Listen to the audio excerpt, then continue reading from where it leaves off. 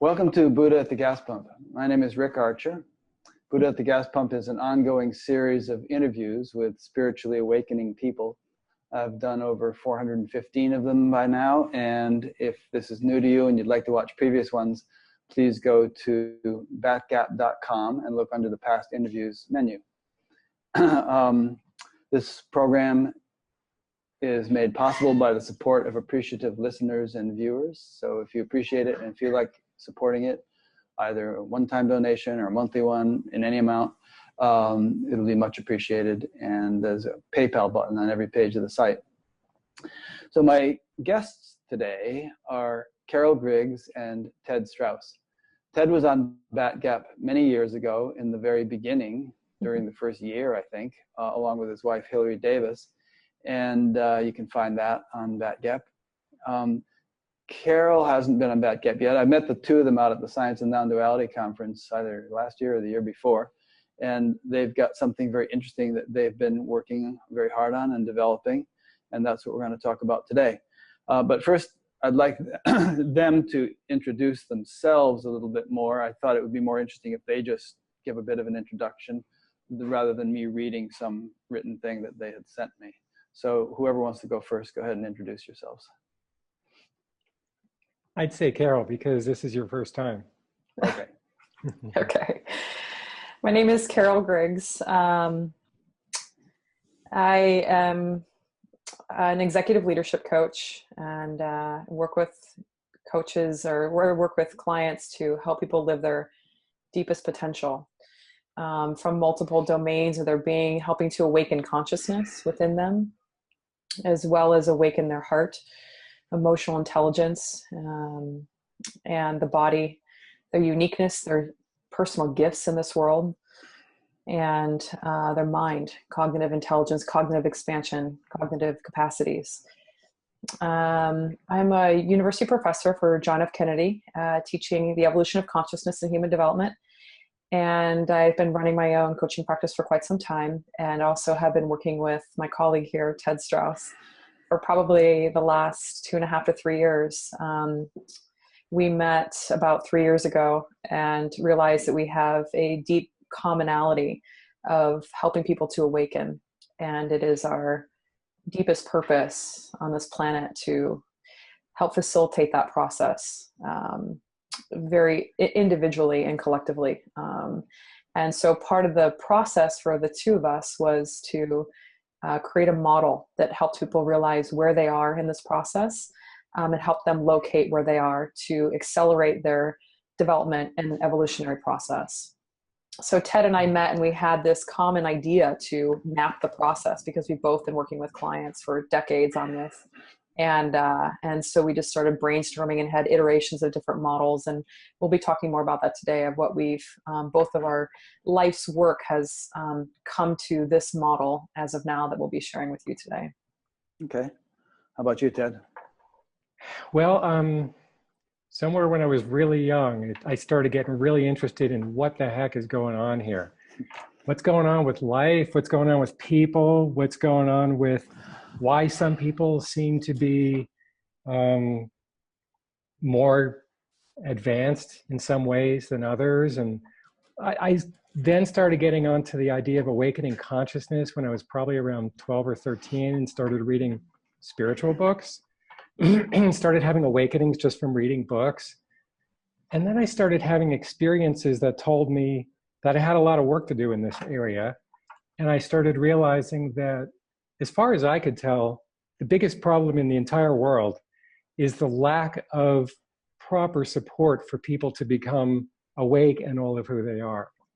Because without that, people become sort of disoriented, misaligned with themselves and the world, the universe, we could say, and sort of spin in circles. And so it became clear to me that the only way that I was going to fulfill what I'm here for is to get as awake as I can be and then help millions, if not billions of others. I had no idea how I was going to do that, of course. At the time, I was part of the Transcendental Meditation movement. I was being a teacher in that. And Maharishi had his own world plan. You know, And he enacted that world plan, and he helped a lot of people to make a lot of progress, me being one of them. Mm-hmm. But my own world plan started to take form.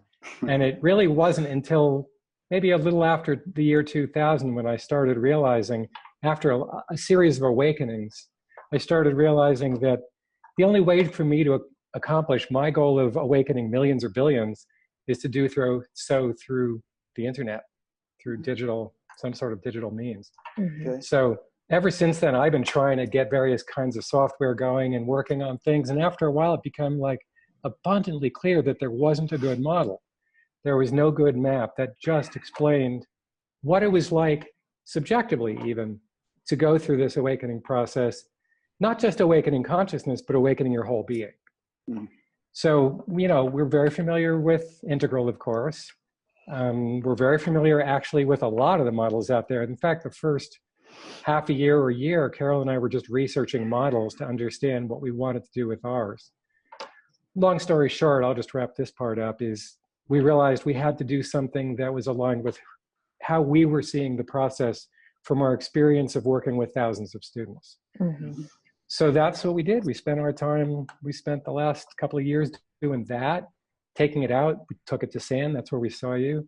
We went to SAN twice. We went to other conferences. We went and met other thought leaders in the world of awakening and human development and in academia, because one of our goals was to make sure that we're integrating with what we're doing. We didn't want this to be just spiritual or just research or academic oriented. We wanted it to be something that would work for everybody, because our goal is to really unite everybody who has anything to do with human development, Mm-hmm. be it students or teachers or academics or researchers, and bring them all together under one model that describes what's going on, so that we can actually create digital media that helps people through the process. Mm-hmm. Great. Well, I really like the idea of maps and models. For some reason, that's always fascinated me. And all the more so since I've been doing this show, because it seems like definitions of awakening are all over the map. And, someone says, oh, I had my awakening. And or someone says, I've had many awakenings. And others say, oh, I'm totally enlightened. And others say, nobody's totally enlightened. It's a long way to go. And obviously there's all the ancient traditions written in foreign languages that have their own maps and models, but I have a feeling that they haven't even begun to be properly integrated with each other and incorporated into our culture. Yeah. And that, basically we're kind of at the Lewis and Clark stage of understanding the topography of awakening. And, compared to what we have now, where every square foot has been charted and, mapped out in precise detail. Mm-hmm. Do you think that that the realm of spirituality is such that it ever could actually be mapped out with such precision, using that metaphor? Or do you think that there's always going to be too much subjectivity mixed in and too many variables and so on to ever really get a clear, scientific, comprehensive, systematic understanding of what human development is in all of its stages and facets? Yeah. Great question. Thanks. Thank you for that question, Rick. Great question. I have a PhD in professional coaching and human development. And so a lot of my time was spent studying different methodologies, different theories, different processes, and different maps and models that are currently out there. And so one of the things that Ted and I did was basically look at every single map and model, not every single one, but as many as we could find, and lay them kind of all on the table per se, and put them all together in a way, okay, what are the common themes here and what's missing? And so from a meta perspective, when you take a step back and you take a look at all of these pieces, or you take a look at a map, you will start to see patterns. You'll start to see similarities. When you zoom in and you get too gritty and too close, it is a lot more gray. It's fuzzy. Not everybody's process is exactly linear. It's just not.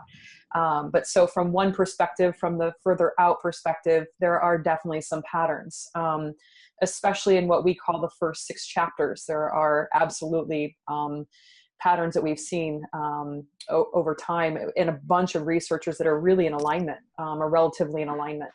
After chapter 6 through chapter 16 on our model, that's where there's not a whole lot of research has been done. There's a lot of theory, there's a lot of ideas, But that's where our work actually is a little bit cutting edge and new, because there's not much written about it. There's a little bit talked about it.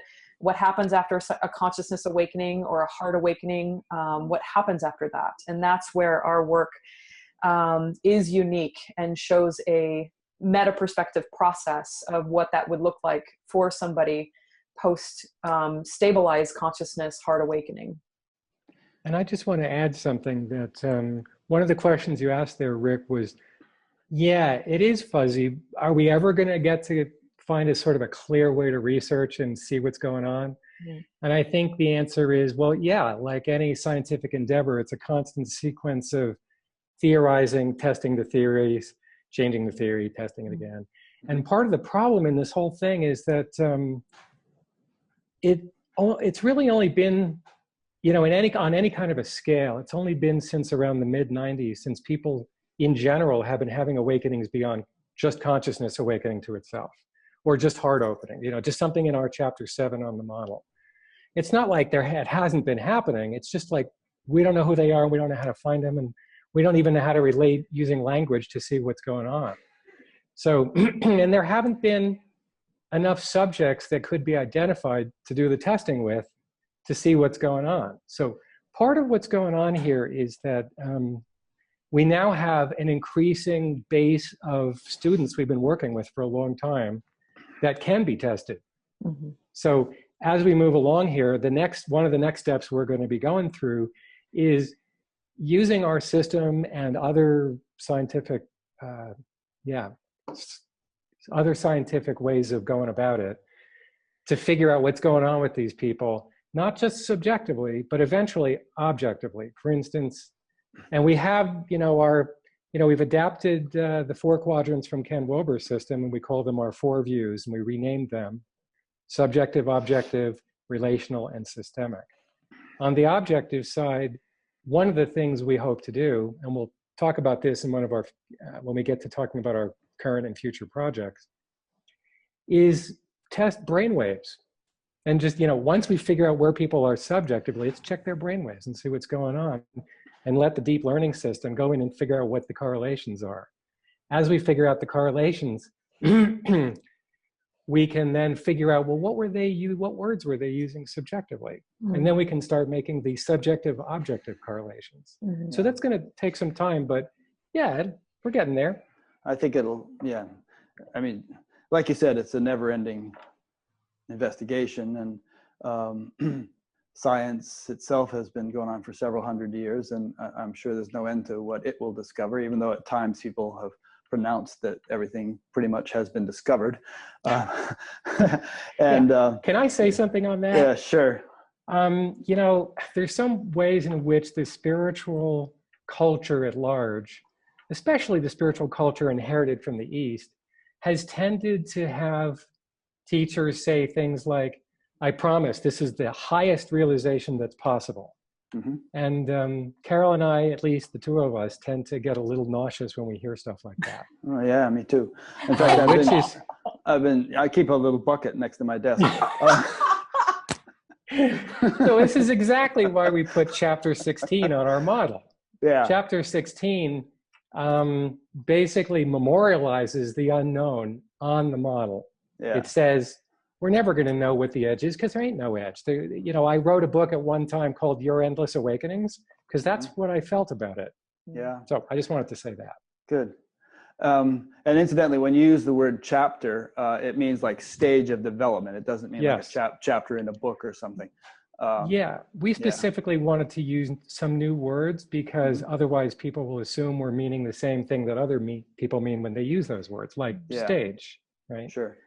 Yeah, I just wanted to say that I was recently sort of chatting back and forth with a Neo-Advaita kind of guy who's sort of in the Tony Parsons, Richard Sylvester school of thinking, and he was going on about how there are no levels, there is no progress, there is no, the world is just a story, and there's only this now, and that kind of stuff, and I was just trying to say, and that there is, in non-dual communication, it's absurd to talk that way. And I was kind of responding to say that there's no such thing as non-dual communication. If it's completely non-dual, then there's no people, no individualities, no communication. Once you have some in communication, then there's this and that, me and you, and we're going back and forth. And the whole relative universe comes in, and there are levels and qualities and stages and degrees of development and so on. There's a lot of people who, not a lot, hopefully, but many who sort of, I think, kind of intellectualize themselves into this understanding of what non-duality is, and mistake that for the actual living reality of it, the living experience of it. Ted's rolling his eyes as if to say, don't I know it? So I have so much to say about this. Yeah, I'll let you do that. So I see it as kind of a pitfall that people do that, and it's unfortunate and it's frustrating. But anyway, what do you have to say about that? There's a huge difference between theoretical ideas about non-duality and the living of it in actuality. Yeah. The living of it doesn't mean the distinctions go away. And that's what I think really trips people up. The living of non-duality means that things are obviously simultaneously individual, unique, and non-dual, part of the whole spectrum of being at the same time. And the only reason there appears to be any paradox about that is because of the stage of development we're at. Mm-hmm. So when you're at a certain stage of development, you can only see the world the way you're capable of seeing the world. That's it. That's probably true of every stage of development. That's true of every Absolutely. stage. And one of those stages is the stage, chapter 7, where you awaken as consciousness. And if you're one of these people who have like a high contrast, major shift of identification from, let's say, mind into consciousness, and suddenly it seems like, oh my God, this is the one true only reality, and this is what they must have meant about non-duality. I think what we're trying to do is put that in a larger context. It's a true statement at chapter 7, but it's not a true statement at chapter 13. You know, it's a completely different perception of the world. So I think it's really important for people to understand that even though, yes, in any moment you can flip into some state or even a stabilized stage of realization of the infinite, it doesn't mean that's all there is. Nor does it mean that it's even possible for that to be somehow split from the rest of the world, because it's not. It's not split from the rest of the world. It's part of the world. The whole thing is one thing. Being is one thing. It's all about our perception of parts or of wholes. And that's really one way of describing the entire process. The process starts with, we can only see parts. And the more parts we see, the more we're like, oh, wow, this is awesome. I think I've got all the pieces, but no. And then more come in. And then you awaken consciousness. And then you realize, oh my God, I actually have a body. And I actually have a heart. I actually have a mind. And I actually am unique from other people. And I actually have an eye. Exactly. I have a personal self here. That's a big hang up sometimes. Boy, we could talk about that for an hour. Yeah. The whole, getting rid of the ego thing, which there is no me and no sense of personal self, but hey, you just upset me with what you said. Yeah, exactly. When people feel like there is no personal self, it's because they're at that stage where they're so enamored with the impersonal self, and they're still haven't quite realized how to integrate those things. Yeah. And the process of integration is well known, even in ancient traditions. It's just that it isn't well articulated in the West because people haven't been able to figure out what all these different awakenings are about. And that's why the model. And that's where our model comes into play in terms of actually, taking this awakening to consciousness as not just the whole, but all these other parts and pieces, and being able to show this in a meta perspective where people can really start to grok all these elements rather than zoning in and getting stuck in cul-de-sacs of just one part of my being and avoiding other parts. So trying to broaden out of partialness and really deeper more into integration and wholeness. Yeah. And I've noted that the spiritual community at large has kind of begun to grok this over recent years. Whereas a decade ago, a lot of people might have just been sort of trying to hide out in the transcendent or the absolute or something. Everybody's talking about integration and awakening and integration now and embodiment because they have had to, because life doesn't sort of leave you alone. And No, it doesn't. That's a beautiful way to put it. You know, a lot of people have had consciousness awakenings. You know, 10 years ago, it was all about just wanting to have a consciousness awakening, consciousness waking up to itself. And now that there's a, you know, big chunk of people that have experienced that, it's okay, what happens after that? You know, what is that integration process like? And what does it mean to deeply embody consciousness throughout the entire system? So that's, you know, those upper stages per se after an original stabilized awakening is definitely more online for a lot of people right now. And there's a lot of curiosity around that, which is where our model kind of maps out that process a little bit clearer. And I just want to add that, yeah, we're right on the edge of this major shift from that kind of split way of looking at the human development process. And our course for the that we developed and have given already twice to the master's program in the Consciousness and Transformative Studies Department at JFK. As soon as we sat down to start designing that course, it became immediately obvious what was going on, because they have a consciousness development thing and a transformative personal development thing. But we put them together. The department is about bringing them together, but they didn't have a course that truly brought them together. So our course brought it together, and the course shows students the history of human development understandings in the light of our model. Because the model is great at categorizing stuff. The model is great at categorizing, for instance, if you go on our website at iConscious.global and go under About Research. You're going to do a screen share, aren't you, at some point during this yeah, we could do that. Yeah, sure, we could do that. I mean, it doesn't have to be right now, but at some point we should have you do that and kind of walk us through some of these charts and things you've developed. But basically, those charts are showing how researchers in the past, how much they have attended to which of the 5 domains that we say are very primary in our model. Yeah. Some of them focused on consciousness, some of them focused on emotion, some of them focused on, like, Fowler on faith, or, you know, Loevinger on ego and stuff like that. So what we're trying to do is specifically show people what it means to be integrated. That's part of our major mission. Because, and one of the reasons that we are so focused on integration is what helps expedite one's growth and development, their process.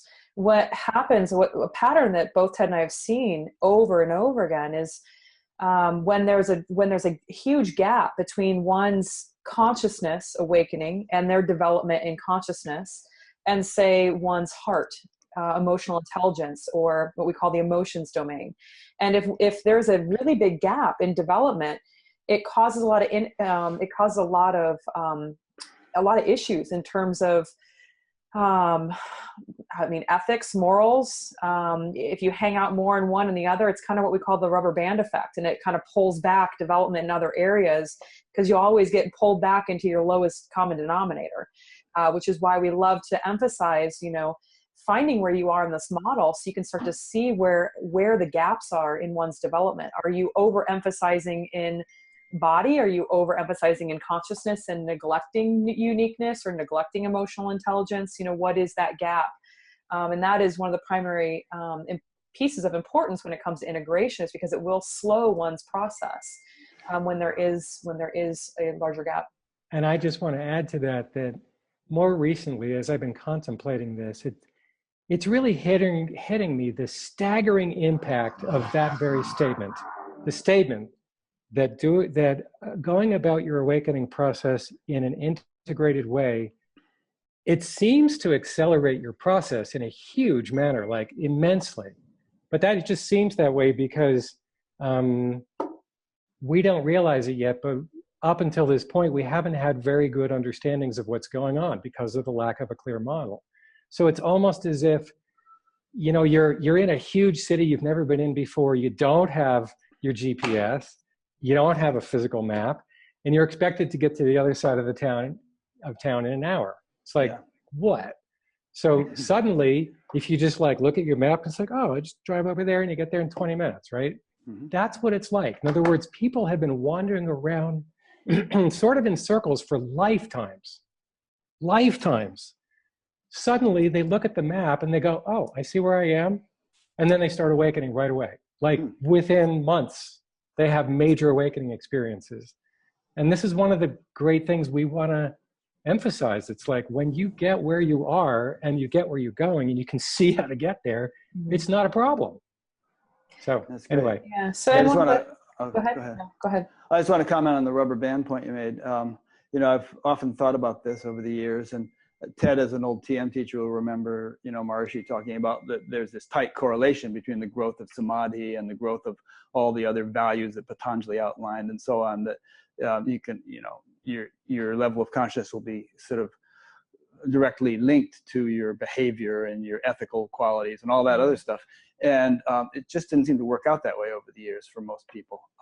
And it's like, so I've always wondered, well, is the correlation tight, or is it like a big stretchy rubber band where the tendency for development in one area to pull the others along, but it can really stretch a lot before it does. And it's like if you take a table leg example, you pull one leg of the table, all the other legs are going to come along. But what if one of the other legs is like anchored down? You're not going to be able to move the table very well. Right. Yeah. Right. Exactly. And that, well, could I just quickly say, Maharishi used to say, go for the highest first. There was this idea that if you awakened in consciousness, everything else would just sort of come along, like that stool you were talking about. Just water the root of the tree and all the leaves will flourish. And right. Simple. The answer is not really. Yeah, it's not really. And I would say, when consciousness is awakened to itself as itself, the capacity to dip into other areas, like maybe some shadow areas, there's a larger space that can hold it. So yes. There is an advantage, if you will, to giving concerted attention to consciousness awakening, so that container can be a lot larger, less confining, more capacities come online to deal with what's actually here on the personal side of things. So that is one of the pieces I would actually add. Yeah, so you get all kinds of extra credit for awakening in consciousness. But it's not enough by itself. That's all we're saying. Yeah, your container is bigger. It can hold a lot more. You can deal with the stuff that's coming up because it doesn't threaten your sense of self. Exactly. If your sense of self is imperishable. Exactly. Yeah, well put. I mean, I often use the example of trying to dissolve some mud in a glass of water, or throwing it into a big ocean or lake or something. There you go. It's like bigger capacity. It dissolves the mud much more. Absolutely. Easily. Yeah. Right. Yeah. Okay. So. Let me. Yeah, go ahead. There's one other point I wanted to get in here, and that is that the idea of awakening consciousness, again, really came from the East. But the idea of awakening, let's say, the heart, East and West, idea of awakening, let's say, the body, or sexual awakenings, or other forms of awakenings that might include, wow, I totally get exactly who I am and what I'm here to be and do. That's a kind of an awakening in the uniqueness department. The thing is that one can, based on your particular uniqueness, based on your personal design, based on what's your, how you're designed to realize what's going on here, people can realize the infinite in different kinds of ways. It's not all the same. That's really important to say that, and that's one of the things that we clearly made a discrimination about when we were designing our guided self-assessment test, which we'll talk more about. But the test basically does not assume that you're realizing the infinite on the level of consciousness only. You could realize it in your emotional life, you could realize it in your body, you could realize it on all these different domains. Yeah. So I just wanted to say that awakening isn't just apparently in consciousness. So if you're realizing the infinite in your emotional life or in your body, how would that feel? How would that be experienced? It's consciousness is kind of the classic one, and there's a heart awakening and a gut awakening, and they actually feel very different. It's kind of like a diamond, and they're all awakenings in vast spaciousness in some capacity, but just a different facet of the diamond. So a heart or an emotional awakening is often like this in loveness with everything, and in intimacy with all things. Which is very different than a consciousness awakening, and different than a gut awakening. So there are different kinds of awakenings, which we actually emphasize on our model, that it's not just, oh, I've had an awakening and that's it. That there are actually, you can have a significant shift in each of the 5 domains, which we'll get into in a minute, which is consciousness, uniqueness, emotion, mind, and body. Each one of those have a distinct type or flavor of awakening that takes place. Yeah, people, for instance, awakening in the body, it's kind of more of a Zen awakening in the hara or something like that, you know, where this huge empty space, just emptiness, opens up. Mm-hmm. And that's experientially quite different from like a head-based consciousness awakening. And all are equally valid. They're just different. And people also use different words to describe them, which is another part of the whole confounding issue about understanding the crossovers between all these different schools. So I don't know if you can answer this question, but I can see clearly how people at various stages of the path would be having all kinds of different flavors and types of experiences. Mm-hmm. But let's say you got some of the biggies in a room together, you know, Jesus and Buddha and Ramana Maharshi and all these characters. You think, and if you could somehow step inside their perspective, each of them, you think that then finally at the pinnacle of human development, if that's where they were at, everything would sort of be the same kind of experience, because we're talking about attunement to reality itself, ultimate reality, as opposed to some subjective flavor of it? Or do you think that even then, given the different nervous systems and backgrounds and cultures and so on, there would be quite different qualities to their subjective experiences? There will be different qualities. Mm-hmm. There's no doubt that there will be qualities. However, there are common markers. And by the way, let's remember there is no pinnacle. There's Right. just as far as we can see. And as far as we can see right now, at the top of our model, there's this whole structure. You know, we've got our major three structures: dual, unified, singular. Mm-hmm. So the awakening of consciousness in sort of classical terms falls under the dual category, because usually people awaken to consciousness separately or in its own realm, mm-hmm. and haven't integrated enough to fully land in the whole thing that's here. And that kind of goes back to what we were talking about earlier of consciousness is just, everything is consciousness. You know, the Advaita, like, it's just this, it's nothing else. That's right. Kind of the classic. It's dual. It's just right. This, and it's not the relative. It's not that. Although, which is why we don't call it non-duality. Yeah. Right, but in a more mature state, then even the relative is also seen as that. So there really is only one thing. Absolutely, and that's one of the markers in common. When you cross into the singular phase, the subject-object perspective that characterized our entire lives up to that point, even our awakened life in the unified phase, or our awakened life since awakening consciousness, there's still this fundamental I and thou, you know, me and others, that we don't even really know what that is until we're out of it. There's no way to know what that is until you're out of it. But when you get beyond that point, you can look back and say, oh my gosh, that was, even in my, you know, years worth of deeply awakened place, there was still that thing going on. And after that went away, there's just, it's not exactly no self, because this thing is still here. It's both self and no self without any boundary whatsoever, or any conceivable way to be in that illusion of separation. Okay. So you have a whole system you've developed and a whole body of knowledge, and we want to convey to people as best we can in the time we have during this interview what that whole thing is about. And towards the end, we can talk about, well, how can you actually take advantage of this and, you know, get involved and, you know, benefit from your work.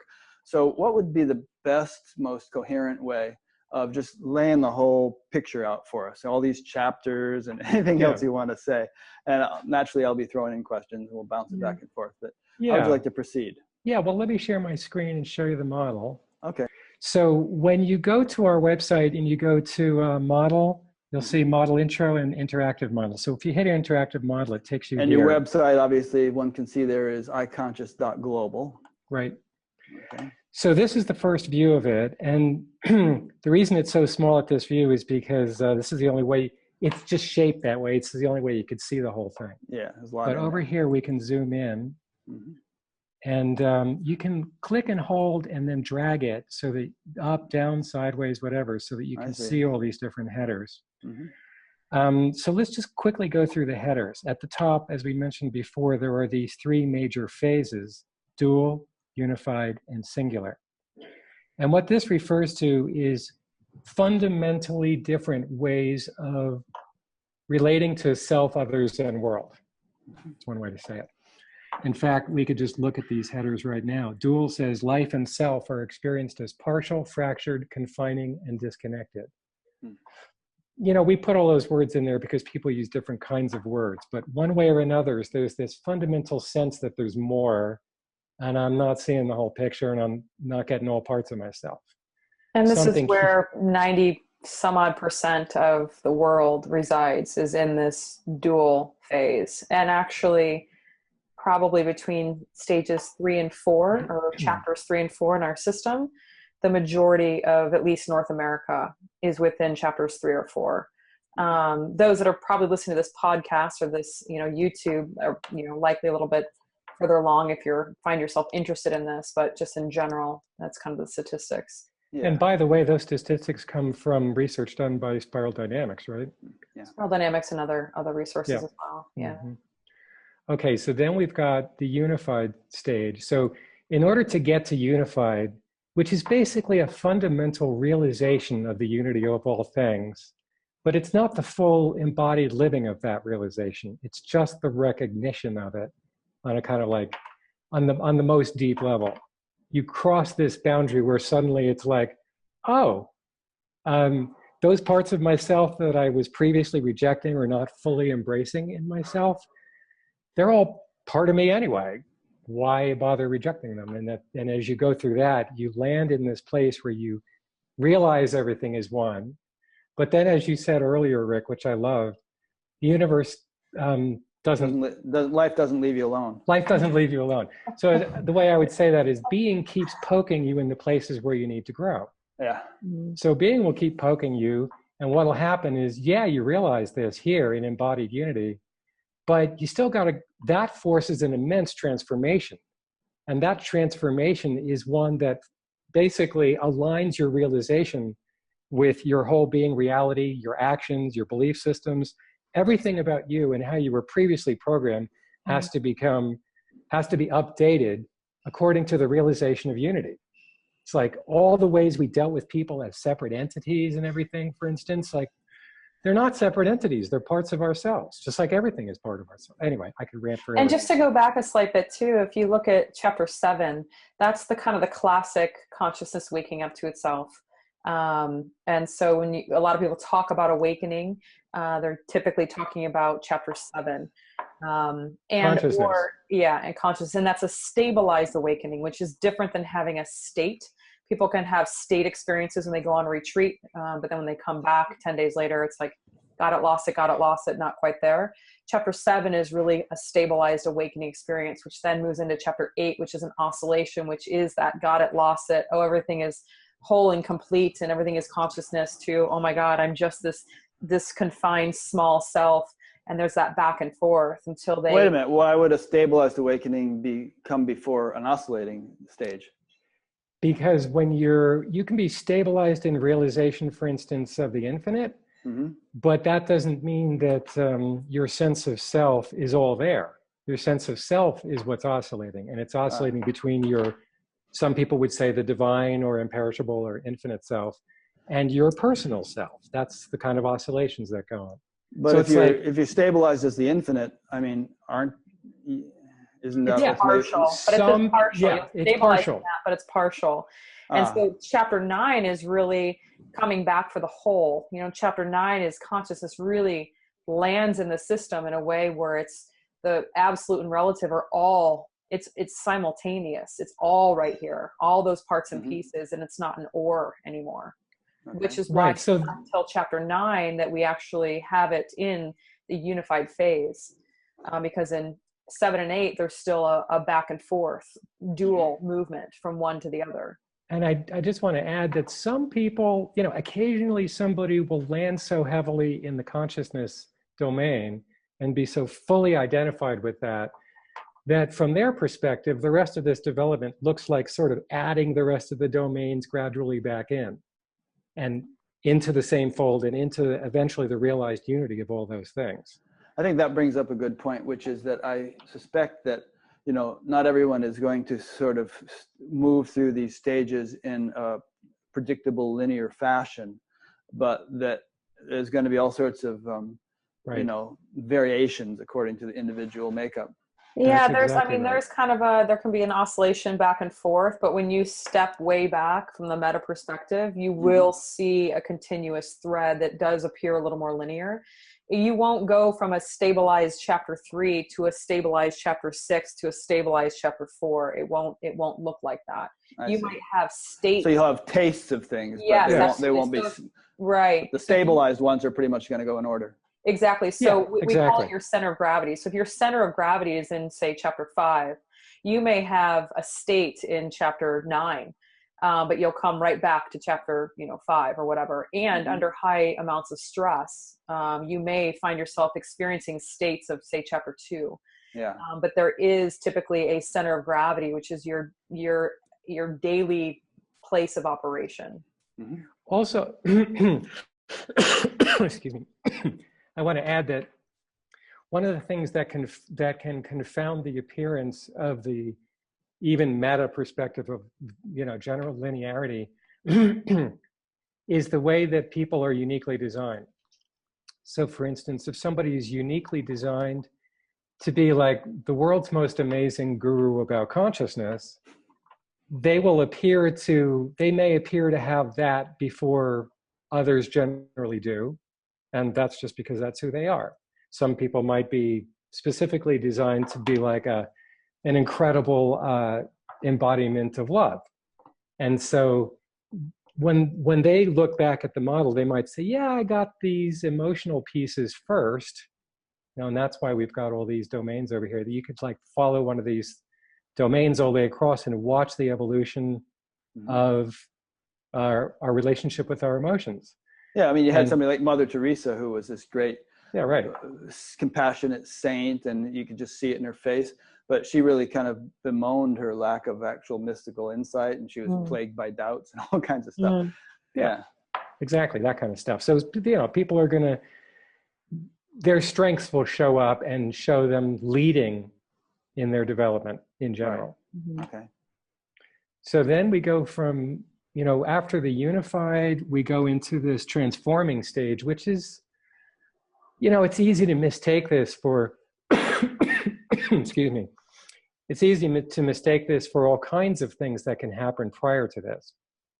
But what we mean by this transforming chapter in our model is, let's see, how do we put it? Core duality-based conditioning surfaces for healing, which is kind of how I described it. In other words, we're programmed to operate in a world of apparent separateness. But that comes up for healing, and everything about how we operate comes up for a complete healing in the light of the realized unity of being.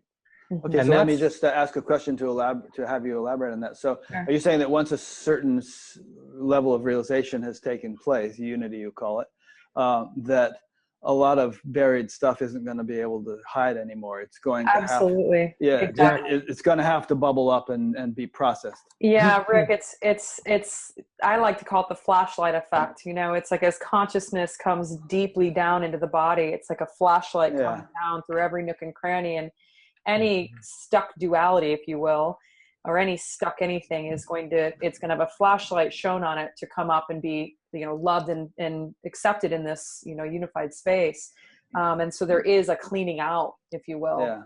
Didn't Waking Down used to call that the wake down shake down? Exactly. Yeah. Okay. Exactly. And I just want to point out that no, people aren't going to have to go through that. They're just going to be constantly prompted, and if they ignore the prompts, they'll just be prompted more. It just hurts. It will be uncomfortable. Right. Yeah. They'll just get more and more uncomfortable until they're poked on to the next level. Yeah. And the next level is after you've gone through enough transformation, let's say at least 80% approximately, it's as if you've been hacking your way through a jungle for like your whole life, and suddenly you're in a clearing. And it's like, wow, you mean I'll have to spend my whole life healing myself or getting all my parts integrated or, doing more spiritual work? And this is the place where actually people who have been identified as spiritual seekers for their whole lives often have a hard time letting go. Like they're so identified as a seeker who's always got to be doing all these things. So once you get up to this place, that starts to slowly evaporate. You get to this place where it's like, oh, I'm just who I am. I don't have to be a spiritual person. I'm just a person. Everybody's spiritual because it's just part of the universe. So, and this is clearly, by the way, shown on ancient maps and models like the Zen ox herding pictures, where you get to a certain place where it doesn't matter. You just go back to market and you do your thing. Yeah. Right? What would you say about somebody like me who went through years and years of just yearning, craving, enlightenment or bust, kind of feeling, and then somehow or other that just dropped off, and everything's flowing along smoothly, but I still am completely enthusiastic about this stuff, and it's all I really want to think about and focus on. It's turned from a desperate quest into kind of an adventure and an exploration kind of thing. Exactly. So, that generally sounds like up in here where it's like, okay, you're doing your thing. It's like, the universe says, figure out who you are now instead of everything you're trying to be. Yeah. Just figure out who you are. And eventually the universe says, okay, go do it. And you're forced to go do it. And that's where you are, right? And that's the beautiful thing about the transforming stage is that any energetic pulls to go do and be something other than what you really are is, once that's cleared up, then you really get to this individuated place we call fundamentally untangled and liberated into being what you are here to be in a very much more clean, succinct, not many hiccups and pushes and pulls to yank you out of alignment or where you're headed. And it's something that I think everybody wants. Everybody feels this pull to like, who am I? What am I here to do or be? I hear it all the time. And everybody's got to find their own way into that. And sometimes people will find their way into that into at least pieces of that prior to major consciousness awakenings, in the consciousness domain. Some people just like, they're born, and when they're 2, they figure out who they are and they go do it. Not quite, but I've seen people like that. Harry Alto is kind of like that. But that still doesn't mean they're living their full potential. It still doesn't mean they're living in a unified, stabilized, unified phase or anything beyond that. It just means they figured out that domain and they're brilliant at that. Yeah, in fact, people might wonder what all these horizontal rows are and then vertical cells beneath each column. I presume that refers to sort of different major aspects of development, such as emotional and there you go, uniqueness, emotions, mind, body. And then you say something about each of those 4 things, or unconsciousness, each of those 5 things at each of these chapters. Exactly. In fact, this is all very vertically aligned. If you read across in survival, everything about what survival is about applies to everything, et cetera. The themes apply vertically. Right. But it allows for, say, somebody to be in chapter 6 consciousness, but chapter 2 uniqueness, chapter 4 emotions. Right. It allows for people. I see. So it doesn't just march across. No, it could be all mixed up underneath. No, for instance, like if you've spent 20 years, out on the mountaintop and, focusing on a consciousness awakening, emotions may be in chapter 2. And that's where the discrepancies can be seen on this model. It can help people start to integrate a little more whole. Yeah, it kind of helps to explain the behavior of some famous gurus. Yeah. Yes, thank you for saying that. Very true. That way we didn't have to say that. Right. Well, people wonder that, and it's a real head scratcher. It disillusions people. It confuses people. Exactly. They wonder, how can this guy be so awesome and yet be doing this? This is exactly why. This would be why. So. Yeah. In fact, that's one of our major motivations for creating this model the way we did. Mm-hmm. We want to show them exactly. When you take the guided self-assessment, it basically asks a long series of questions that help you understand where you are in the model. And the result of that will often show that people are not very integrated. In fact, one of the results of the, this is a little messy. I don't have a nice version of it handy, but I think I could get to it pretty quickly. Mm-hmm. We'll show you the results screen that you get after taking the guided self-assessment. And you'll see what it looks like when we actually have these different domains of development not very well integrated. And while you're looking for that, so the guided self-assessment it takes about 15 minutes. And within 15 minutes, it'll show you results. So this would be an example of the results of, you know, where you are in consciousness, where you are in uniqueness, emotions, mind, and body. So in this example, this individual is kind of in their center of gravity for consciousness is in chapter 7. Their uniqueness is in 4, emotions and emotional intelligence is in 3, mind is in 9, and body is in 3. So it gives them a real understanding of where they are in the bigger perspective. And then we provide a series of resources to help them evolve from where they are to that next field, if you will. So for, say, emotions, if they're in chapter 3, emotions, if they go onto the treasury page, which our model is interactive, you could click on chapter 3, emotions, and there'll be a whole series, a treasury of resources, the audios, videos, practices specific for that domain at that level of development. Because, you know, one of the myths is that, sure, here's a meditation practice and it's going to help everybody. But really, there are practices that are more appropriate for certain people at certain levels of development than in others, and for certain aspects of one being. So there may be certain practices that are more body oriented, some that are more emotion oriented. And if you lean more towards consciousness, you know, there may be some practices that you're unaware of to help with the emotion, to help evolve that. So the treasury of resources really gives you a plethora of information and practices and practical tools and forums and things like that to access different things to help in that developmental region. Let me just point out also that I just want to point out that at the bottom of the results, we've got these 3 metrics here that result from the test. First one is integration percent. And by the way, this one is not an actual result and the numbers may not actually work, but it was just sort of my idea to how represent where I was about 20 years ago. And you'll see this integration number. Basically, if all of these domains, even if they were, you know, down in chapter 3, but if they were all at exactly the same place, you'd get 100% integration. I see. So that's what that means. Center of gravity means we're taking an average between these scores of all the 5 domains. That tells you on average where your development is.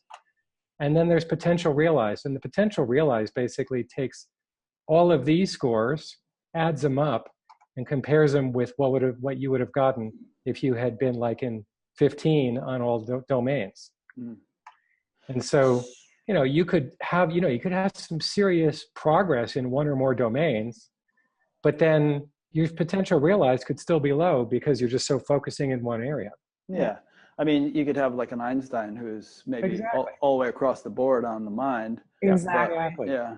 And we see that actually, Rick, we see that a lot in the West, you know, that the mind does tend to be the overdeveloped element, and consciousness is typically pretty low unless you've been in meditation practices, and emotional intelligence tends to be, you know, pretty low as well.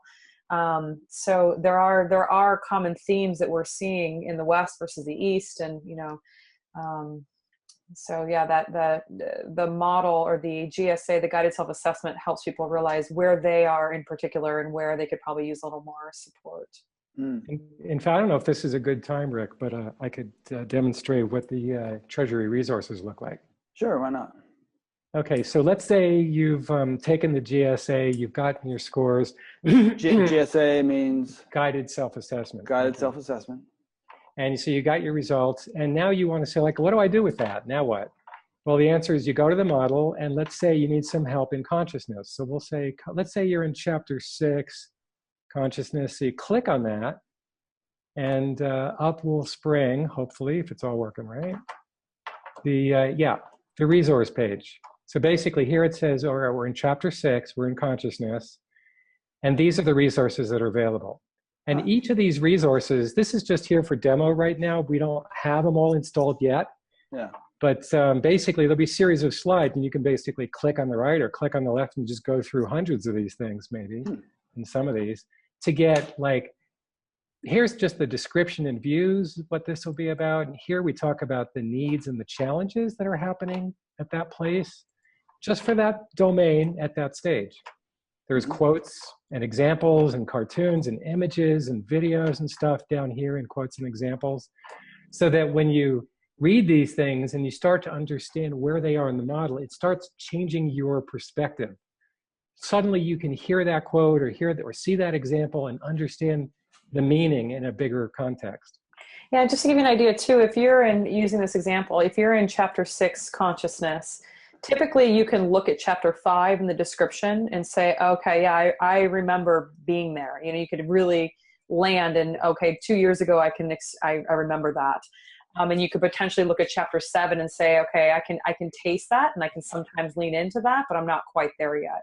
So there's often that feeling of, okay, yep, this is where I am, especially after reading the descriptions and views, the challenges, and all the practices and what here. Okay. And everything that Ted is showing us here now, this is something that becomes apparent once you sign up for the That's thing? right. Once you can take the guided self-assessment by itself, but after that, if you sign up for the Treasury resources, it's called just the iConscious Treasury, you'll get access to these like 400 slideshows. Okay.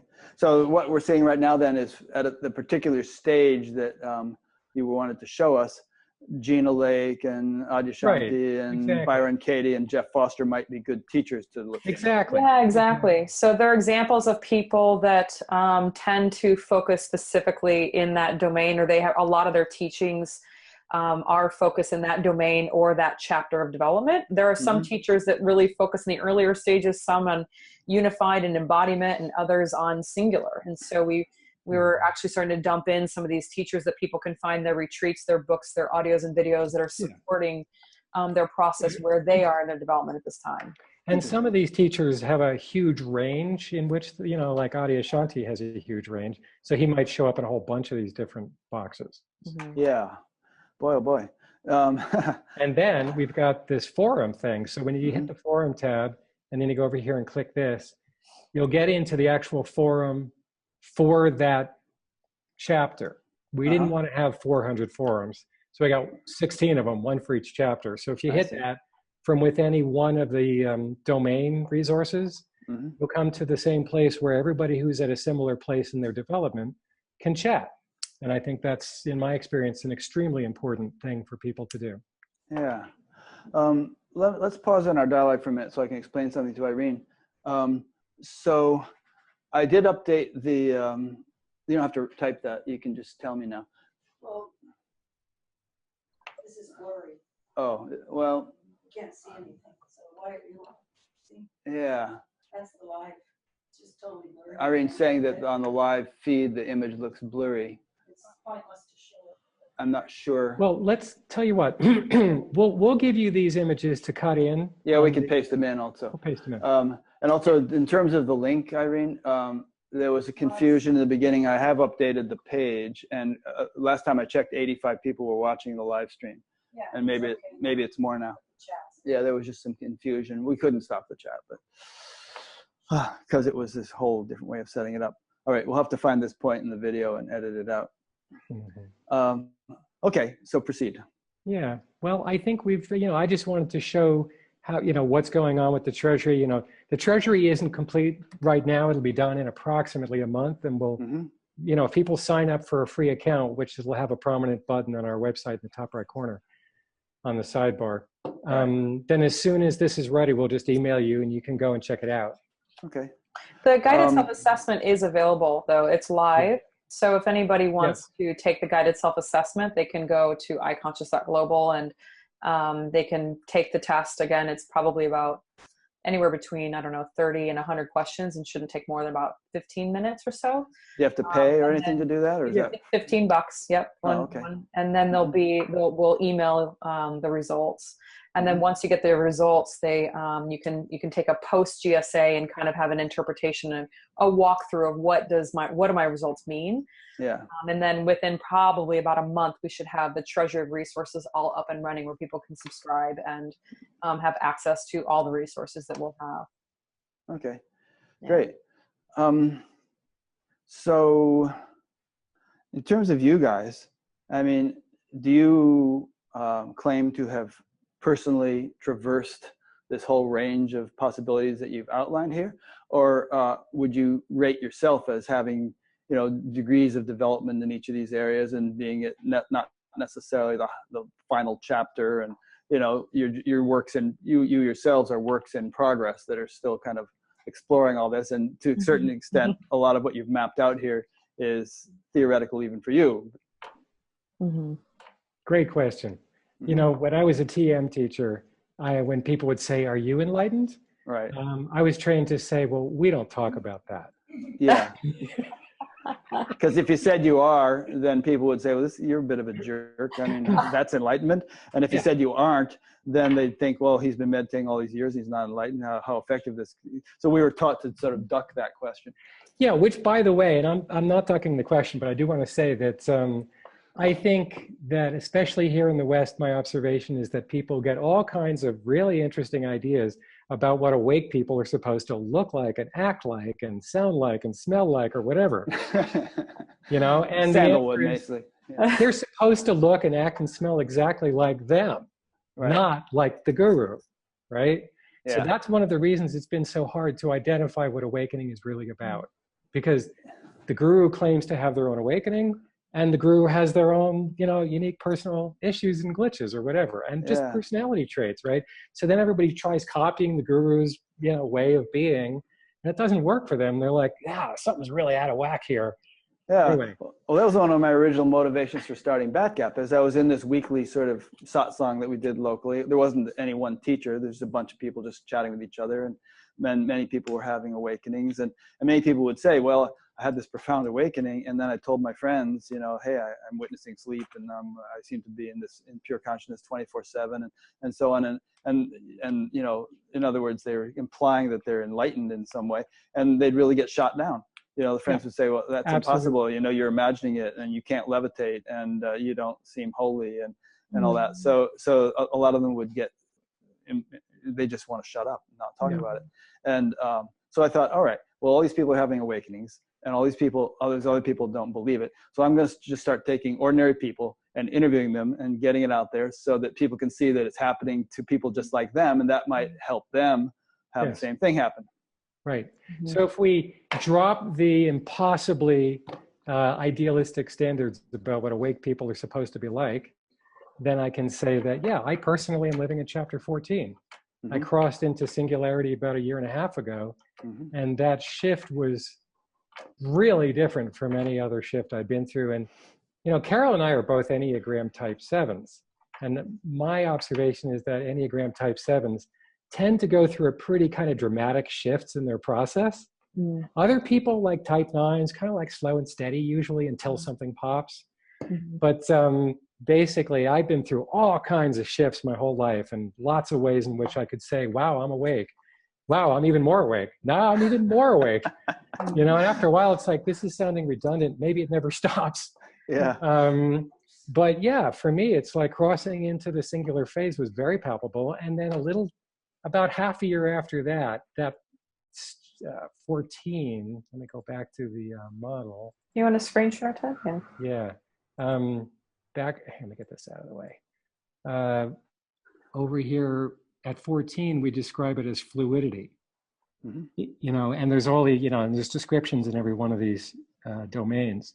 But the fluidity is basically an experience of 24/7 flow, absolute flow. And the reason that it is so, at least in my observation, is because all fundamental resistance to life as it is gone. And when that resistance is gone, there's nothing in us to declare ourselves separate, because that illusion of separation was really about, oh, I don't like it, what do I do about it? And there's this kind of like automatic way of living in the subject-object perspective that's separating ourselves from it without even knowing it. But when you cross into singularity, that's not possible. Yeah, singular. It's not possible anymore.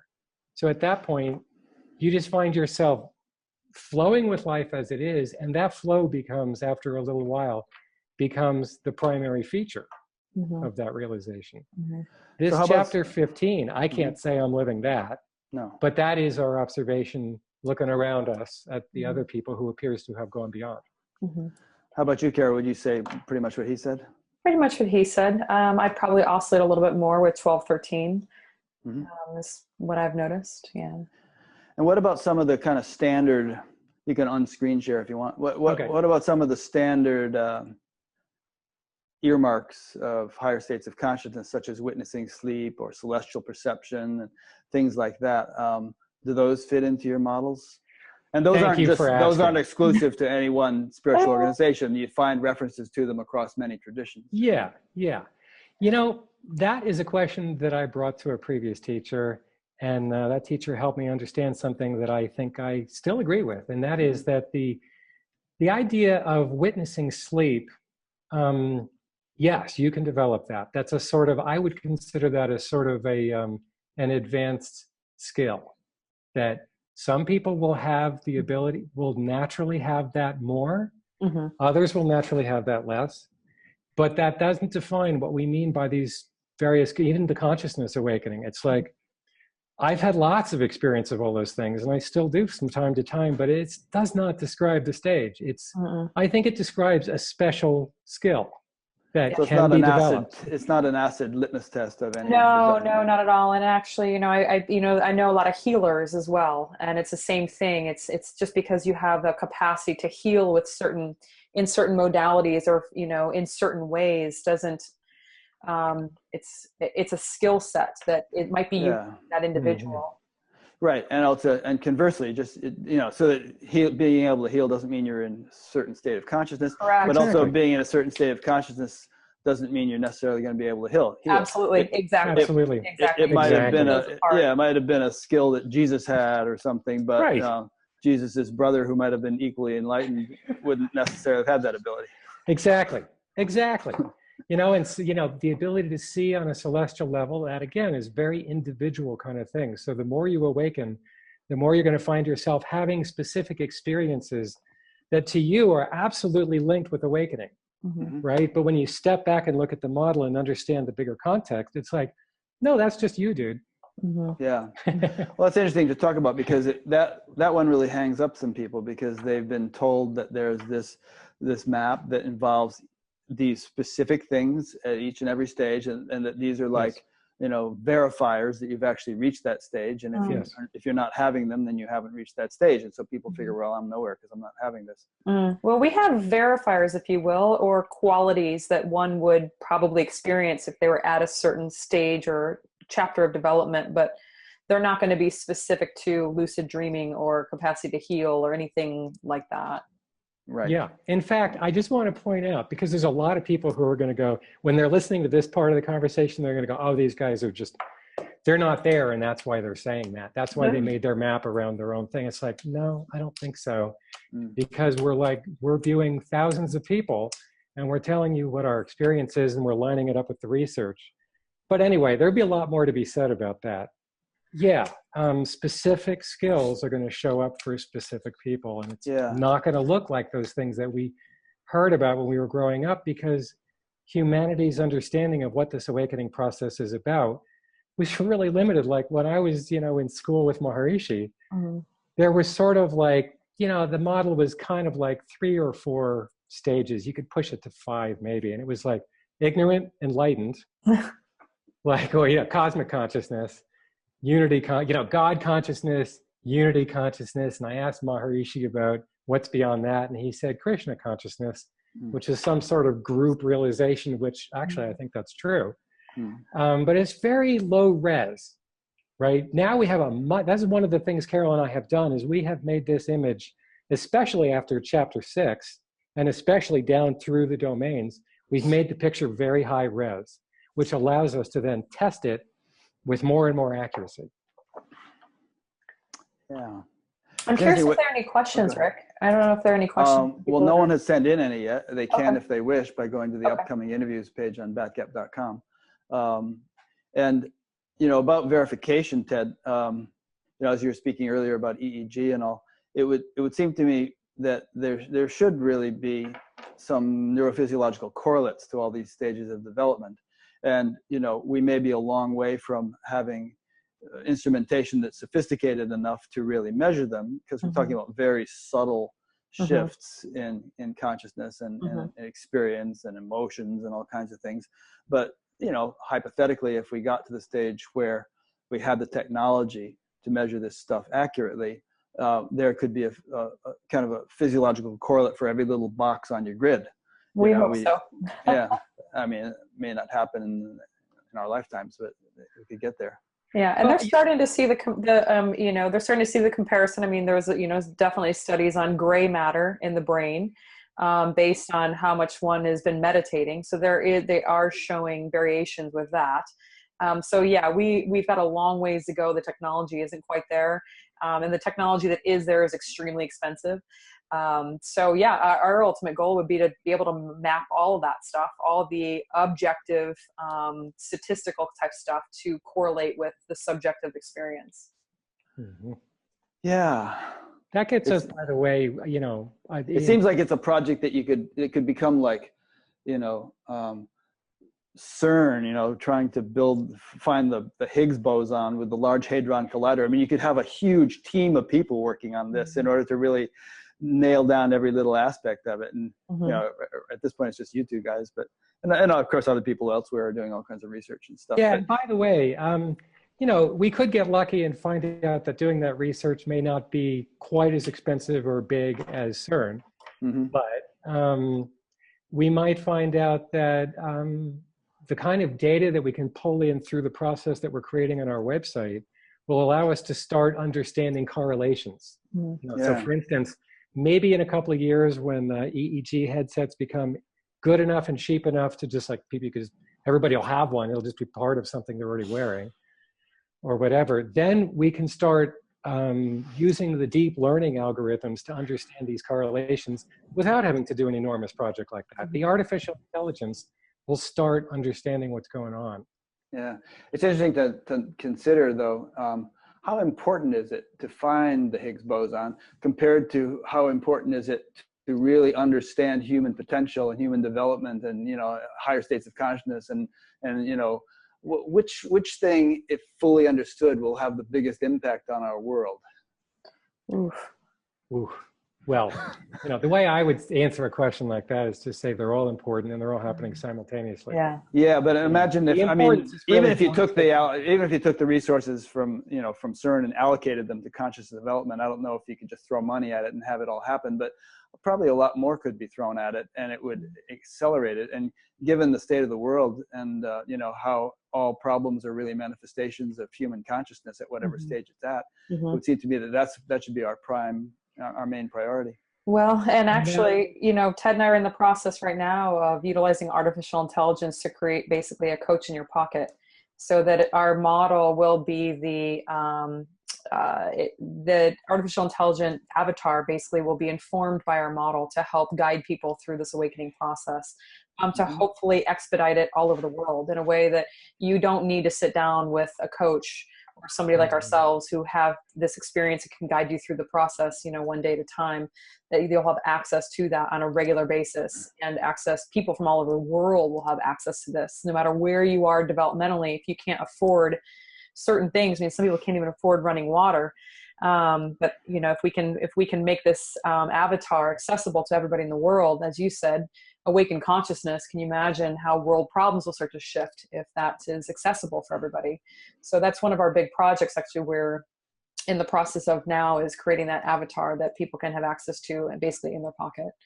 Yeah. So there's really two, I just want to point out there's two projects there. One is for a while now, we've been working with a project called Loving AI, in which we designed the dialogue for Sophia, the famous robot made by Hanson Robotics, who's on YouTube all the time and talking to major personalities. We were invited to design the dialogue to help people awaken through the robot. And they just did their first test. They're going for another test soon, but their first test had some really incredible results.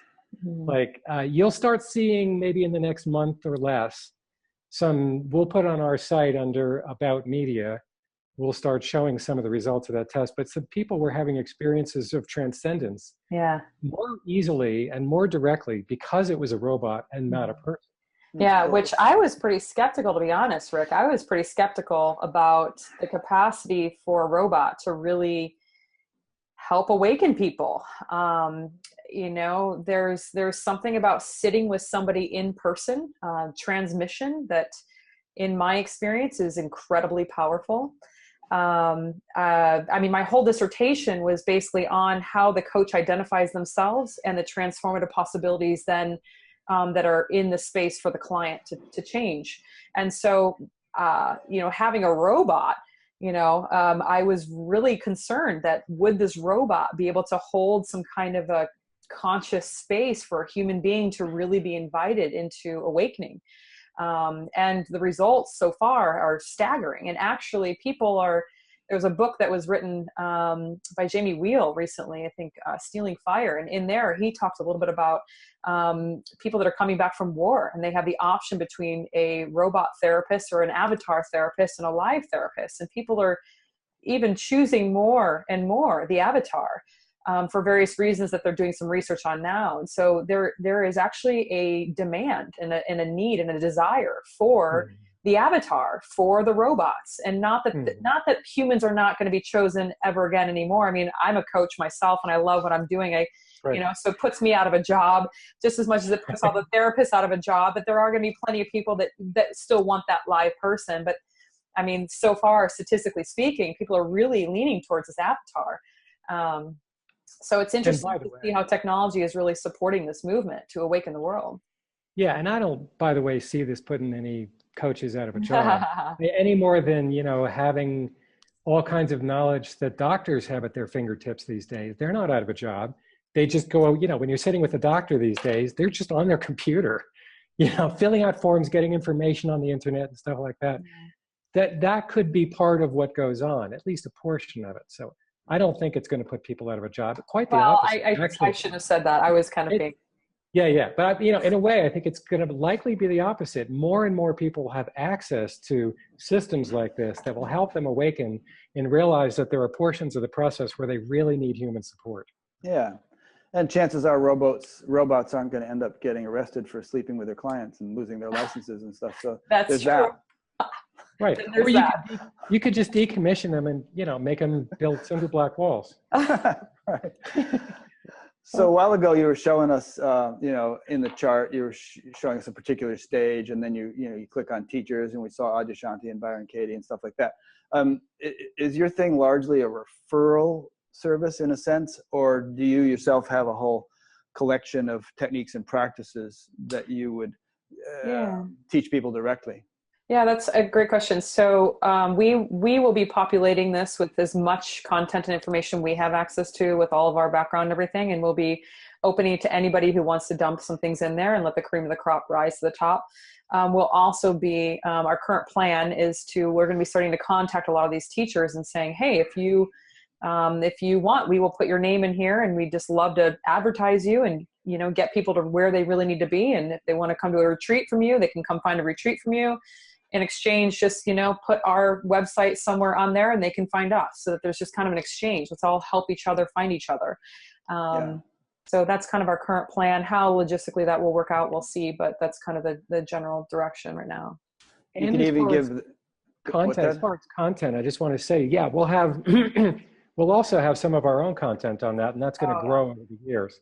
Because one of the things we did was we created our own software that gives us the ability to have guided interactions with people through audio, video, text, graphics, and buttons. So we just, like it is on the site. In fact, I don't think I could do it right now, but basically, we could paste in an interaction that would happen that you can actually go and do right now. Just go over to iConscious.global, and what's going to happen is a box will pop up and take over most of your screen, and it'll engage you in this interaction. Right now, the interaction it's engaging you in is helping you understand our system and tour the various pieces that we're offering. And then you can sign up for this or that. But after you've gotten into the system, you're going to start seeing interactive courses pop up that you could just click on, pay a few bucks, and take the thing. So it'll be both that and other people's resources at the same time. I just wanted to make a comment on what Carol said about contacting the teachers, which is that, you could even give them a questionnaire that would make it a lot easier for you to fit them into your model, because you may not know everything about them, Yeah, that's very true. That's a great idea. We just have the form online and it automatically puts them in. Yeah. A question came in from Jared in St. Paul, Minnesota. He's and we've kind of covered this, but I think there's an opportunity for elaboration here. He's asking, where would things like Kundalini and other mystical experiences fit into your model? Yeah, that's a great question. Thanks for asking that, Jared. And I think, I want to hear what Carol has to say too, but I would just say that Kundalini openings can happen at almost any point in the process. Carol had something going on recently that really was pretty major. You probably want to talk about that. Mm-hmm. I don't think that they're more like state experiences. They're always temporary, right? You never heard of anybody who had a Kundalini opening that never stopped. So it's a state, it's something is opening, something is shifting, some new energy is flooding the system. The word Kundalini can cover a huge range of description of experiences. Mm-hmm. But one way or the other, I would call that a state experience, and it will integrate. And the energy that you experienced in that state, it's sort of like a vision of the future. You will eventually experience that kind of ease and flow and openness. Mm-hmm. It's just, you're getting there, and that experience tells you you're on the right direction. Mm-hmm. Mm-hmm. You want to tell us about your Kundalini experience, Karen? Well, I mean, I could. I don't know that that's the direction I really want to go today. I mean, just in general, there was an experience of just multiple actually over the course of the week. One was more in the head region, one was definitely more in the heart, and the other was definitely from my gut. And so there were just different openings and different cleaning outs is what it felt like, and processing and coming up and integrating into the whole. And so I think I agree with Ted. I think those can happen at any stage of development. And like anything else, they don't always, happen in a certain place. But they're often a part of a lot of people's experiences. So it doesn't necessarily tell you what chapter you're in. They're more state experiences that can really take place anywhere in the model. And people who don't have these big experiences, often look at people who do and go, oh gosh, I wish I had that. Yeah. And then they're like, oh, I guess I'm not there yet. And what's really interesting about that is I have had so many interviews with people who actually have had all kinds of major stabilized awakening shifts, but they're still comparing themselves to people who are more highly developed because the guru says you have to have this or that. Mm. So when I just go, I think I would put you at chapter 9 based on what I'm feeling and everything you've said in the interview. Sometimes what happens is they go, right, I had that shift back in 1997 or whatever it was, but nobody validated it. Mm. And when you validate it, they can own it and embody it. Yeah, and that's a great point, Ted. I'm glad you brought that up. Ted and I actually had a chapter called Owning, because there was such a big pattern that people would have these openings, but there wasn't a yes, I've had this. There's kind of a humble element, or I don't even know what it is, where people just didn't want to claim that they've had this experience. And when you claim that experience, it drops in a deeper way that is important for one's continued development, to be able to own that, recognize it, and fully embody it. That's interesting about validation, because it's been said traditionally in some circles that you do need a guru to validate your experience. Otherwise, there's going to be some final doubts, which will prevent you from completely owning it. Mm-hmm. And it seems like you're developing a system which can kind of systematize or automate that validation. Mm-hmm. It will certainly help. But I want to say that there's an element here that's about being human mammals. Mm-hmm. Because mammal creatures are always, when they come when they're born, first thing they do is like look at their mom and go like, how do I be? Mm-hmm. And then they just start templating, right? Mm-hmm. On mom. That's how to be. I'm going to be like mom. And that's just natural part of the process. So another part of this is that you can have all kinds of subjective illuminations, awakenings, and shifts, but that doesn't mean you know what that means from a larger systemic perspective. Okay, I had this big experience, something shifted, it appears to be permanent, but what is it? You got to talk to somebody who knows what that is, or at least a robot or something in our system perhaps that will help you understand, oh yeah, you just had like a chapter 7 consciousness awakening. Please, it's great, it's awesome, you're going in the right direction, but don't think that's the highest anything, right? It's just where you are. But we can confirm, based on everything you're telling us, yeah, chapter 7 awakening, or whatever it is. And I think that's a hugely important part of the process. Yeah. Another thing, just a thread of the conversation about the Kundalini awakening, even Kundalini experts like Joan Harrigan and others will tell you that there are almost an infinite variety of ways in which Kundalini can rise and work its way through the system. It can go off on little, little tangents and sidetracks, and or it can go straight up, or it can get stuck here and all that. So that that can give rise to almost an infinite variety of experiences, and it can also be real flashy, or it can be so quiet that you don't even know anything's happening. And yeah, so I mean, so anyone listening to this, if you're reading literature or things online about Kundalini awakenings, never compare yourself to somebody else. Not only with Kundalini, but with any of this stuff. Yeah. It can be very confusing. Yeah, and I'm so glad you brought that up, Rick. Like, it's just so important to just honor where you are and not compare, where you think you should be or to somebody else. The sooner you can just love where you are, actually, the quicker you will probably move through your process. Yeah. I mean, if my standard answer, if somebody asks me if I'm awakened, is I say, well, I'm more awake than I used to be and less awake than I will be, God willing, There you go. That's it. Yeah, because as soon as you put up like any kind of a model, people will go, well, that's the goal over there. Yeah. And then they're like over there seeking that goal, and they're not being here attending to what's happening right here. Yeah. That's the real fire of transformation. If you want Kundalini, be here now. In all your whole body, your emotions, your body, all domains. Yeah, that's important. I mean, and some people say, give up the search and all that. And my attitude is, if you have the understanding that, like you say, with your 17th chapter, who knows where it goes from here. If you have the understanding that this is a sort of a never ending adventure or progression, then you don't really sweat too much about whether you've reached this or that or the other stage. It's like, I'm fine where I am, and I'm just going to keep on trucking. Yeah. And we'll see where it unfolds, but and also it helps to kind of have in mind the notion that, this whole process doesn't end with the death of this body. If you can really take a long view, then you just keep on moving along, doing the best you can, And, to speak to your seeking, you can't stop seeking even if you tried. If there's if you're seeking, you're seeking. Exactly. You can't just stop. The energy is still here to do that, and you will do that until you don't, and there's nothing wrong with if that. someone tells you should, and then you find that you're tending not to, then that's only going to make it more complicated for you. Yeah. Exactly. And by the way, that whole seeking impulse is absolutely natural and good and necessary and right.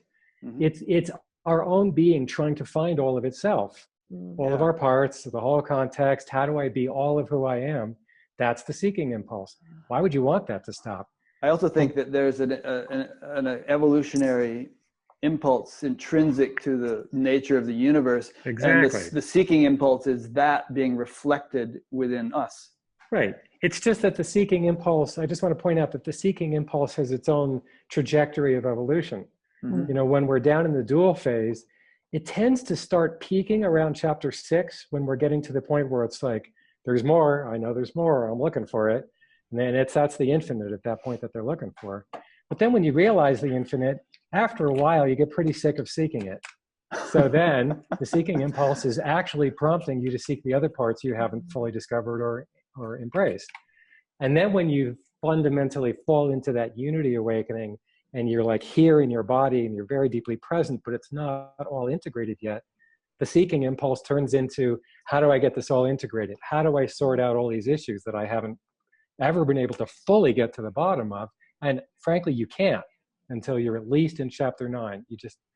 You don't have enough wholeness, wellness, and stillness in all circumstances to deal with all possible healings that you need to go through. So the seeking will just keep getting on. Now that, when you get into this singular phase, the seeking becomes, it isn't really seeking at that point. Actually, I have to say, it's not seeking anymore. It doesn't feel like that from the inside. It's just being what is. But it's a very interesting point, which is that that energy or that impulse or that natural tendency morphs into different things over the different stages. It might not even be recognizable if you compare this stage to that stage, but it's the very same energy that's just sort of taking a different form, and it's like some kind of cosmic vacuum cleaner that's just moving around, and wherever the next dirt is, it goes there. I don't know. Yeah, it's just the the universal impulse of evolution for Yeah. all individuals and for everything. Mhm. Yeah. Okay. Good. Covered that point. So, what else do we want to cover in our remaining time? I think we've actually kind of done it. Is there Unless anything there- else, Carol, you want to bring up? Well, no, not necessarily specifically. I'm just wondering if there are any other questions from people that we could answer specifically. That Ted and I talk about this stuff all the time, so sometimes we brush over certain topics, or we're not as clear and detailed as we could be. So just curious if there are any areas that would be helpful for us to clarify. Well, if there are, then people should send them in quickly, because we won't be going too much longer. Got it.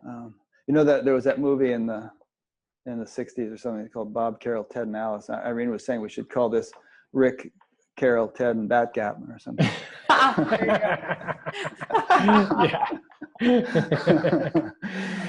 Yeah. Now you sent me a thing here, Ted. Let me see if we got all this.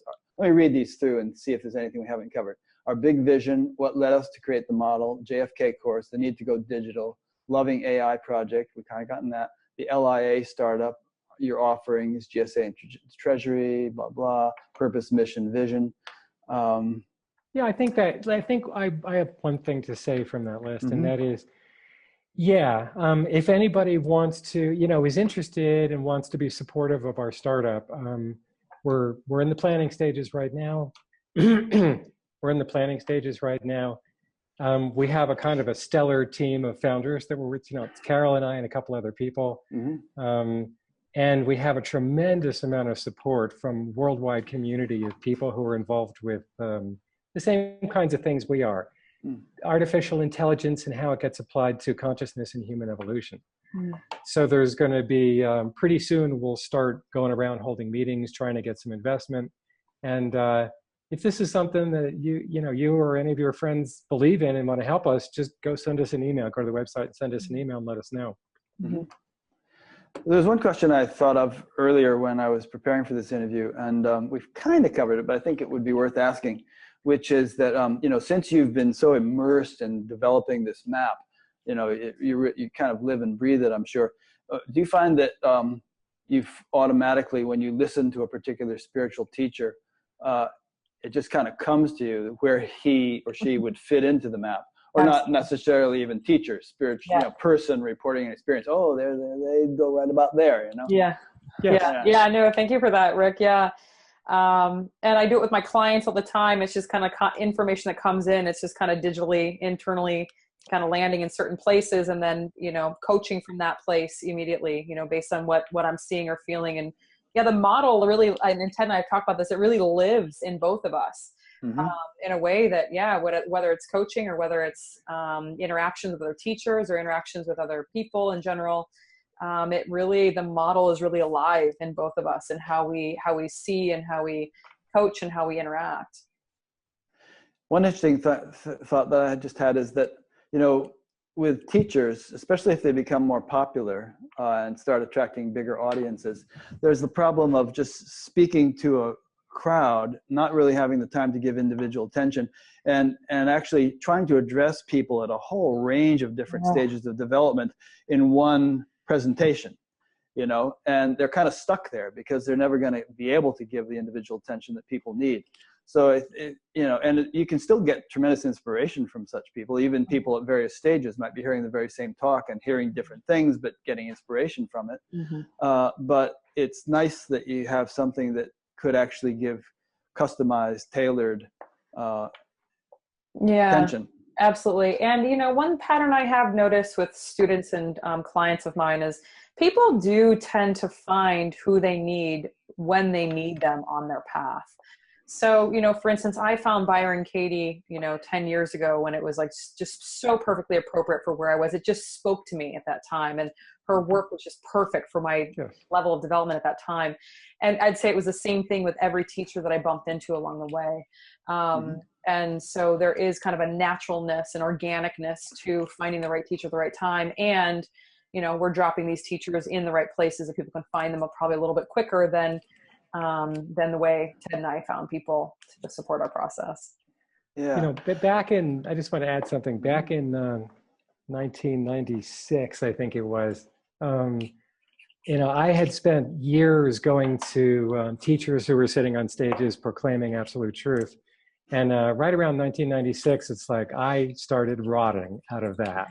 I got to the place where it's like, yeah, I can't do that anymore. That's just me personally, right? I needed somebody who could give me individual attention and customized help to get where I needed to go. And I went and found a teacher and I got the help I needed and it worked. And that was a wonderful thing. So we're not really putting down any teachers or any system or any approach to any of these things. We're saying it's all necessary at different points in the process. But yeah, ultimately, we're building an artificially intelligent agent that will deal with each person in an incredibly specific, individual way, finding out who they are, like we do when we're working with people, and giving them what they need. But it'll be better than any teacher could possibly be, because the idea is it'll have the information from all the teachers and traditions. It's kind of like what Google was doing with all the information on the planet. Let's just index the whole thing and make it available in the right way for what people need and want. That's exactly what we're doing for Awakening. Let me say about 3 things to that before I forget them all. And I think Carol wants to say something. But, one is that people shouldn't feel guilty about moving from teacher to teacher because teachers have a certain range of applicability or relevance, and you may hit up against the limit of that range and actually need something else. And it's good to be loyal, and it's good not to be a dilettante.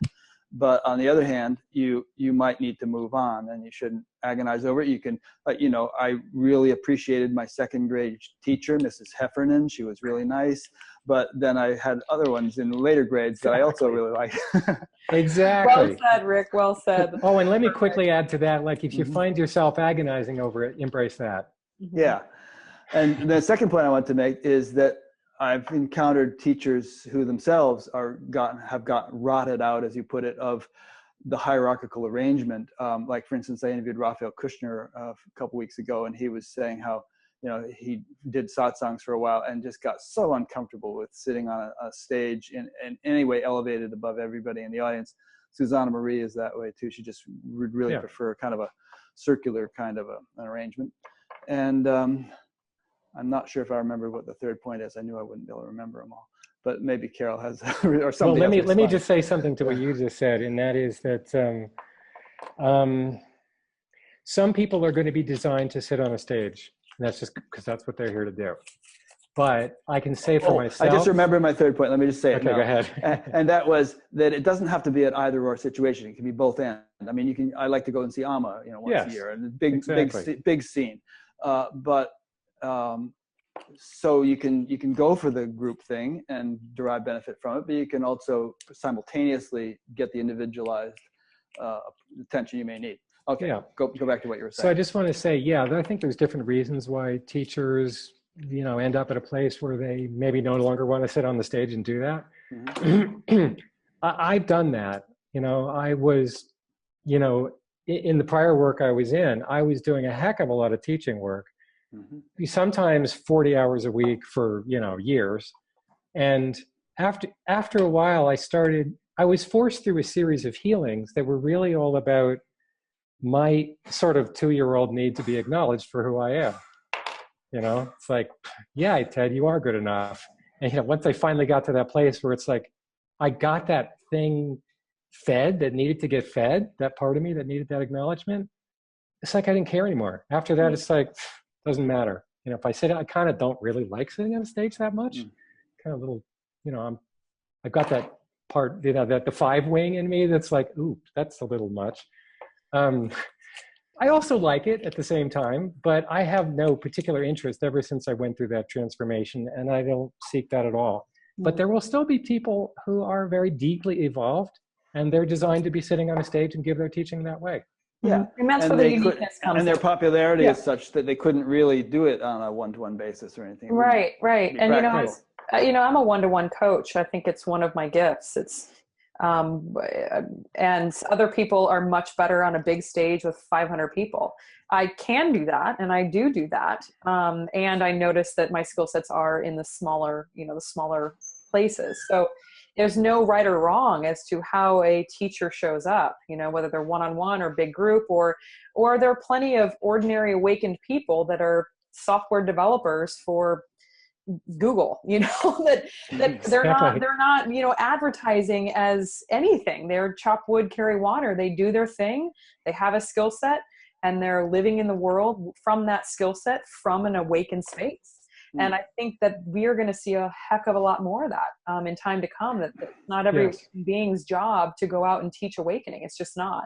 They will be, they will be at the gas pump basically, and pumping gas. Well, if it were every awakened being's job to do that, we pretty soon wouldn't have anybody to do all the other things in the world that need to be done. Exactly. We'll just be sitting around contemplating our navels. Right. It was really just, that whole thing was sort of an inheritance from the time in humanity's development when awakening wasn't that prominent. It would happen to somebody once in a while. They're like, wow, this incredible thing happened. And everybody else was like, tell me how to do that. And so, but that's not what's going on right now. People are awakening in all kinds of ways, all over the place. And like Carol said, it's just going more into the ordinary. Yeah. Here's an interesting question that came up from Matteo in Carpi, Italy. He's asking if you know about Jeffrey Martin's work. And the reason I find that interesting is that Jeffrey has been trying to do something kind of similar. He's got a whole map that he's worked out, and he's trying to do neurophysiological research to go along with it and so on. So have you collaborated with Jeffrey at all? I met Jeffrey. I was aware of his work about 3 years ago and kind of followed him, for a while. And actually I met Jeffrey Martin in person about 4 or 5 months ago in Shanghai, China. We were both speaking at a conference, New Technology. And I made a point to have lunch with him one day, and probably 3 or 4 hours later, we walked away from lunch, and just really enjoyed my conversation with him, and the overlaps and the curiosities on both ends, and what each of us are discovering. And there are some similarities, there are some differences. I think one of the biggest differences is Jeffrey primarily focuses on consciousness, where we focus on an integrated model, including all 5 domains, not just primarily the consciousness awakening. And there are other similarities and differences, but there are plenty of similarities with his work. And I love following his work because he is coming at it more from he's a scientist and a researcher, and I deeply respect him and his work. And I'm sure he and I will, Ted and I will stay in touch with him. And perhaps, by the time we were done, we both were just curious how we're going to end up collaborating at some point. We'll see. By the way, I just want to mention there's a potential interesting collaboration we explored. They're working on some platform for gaming and human development, and we might participate. That'd be fun. Yeah, we're basically regarding Jeffrey, I've interviewed him, so people can look that up if they want to.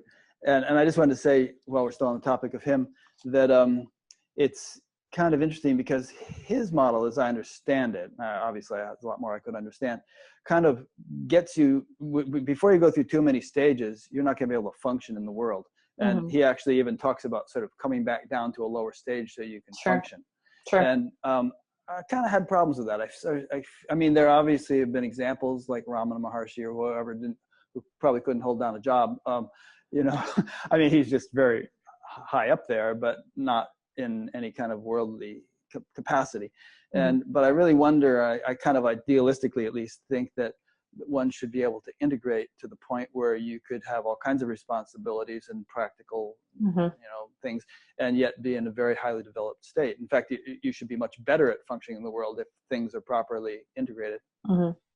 Yeah, I think that, without specifically knowing what he said or what the context was, I would say it sounds like that was his way of talking about the same thing we're saying, which is, if you're not developed in your body domain very much, and your consciousness is way out there somewhere, there's going to be this bungee effect. You have to come back to your body. The universe is going to keep poking you until you do. And it's interesting. I'm sorry, go ahead. That's okay. I was just going to kind of, for those listeners that don't know Jeffrey's work, and I don't claim to speak too detailed for his work, but he primarily has 4 locations And he calls them locations because he doesn't feel they're linear, that you don't have to go from one to the other, that you can land in location 3 as your primary kind of awakening. Yeah. And you can go back to 2, and then you can jump to 4, and 4 is kind of like the non-functional and non-heart feeling. I've heard, stories about that people want to at least go back to 3 so that people can actually feel love for their child and actually care for their child. Yeah, that's what he was saying. So there's these 4 locations, and that's a little different. Ted and I, our system is not necessarily that you're bouncing all over the place like that and choosing areas like that. And I also know after his 4th location, there were another series of locations. Oh, I think he goes up into the 20s, actually. Yeah, I asked him about that, and he said you have a light body or something.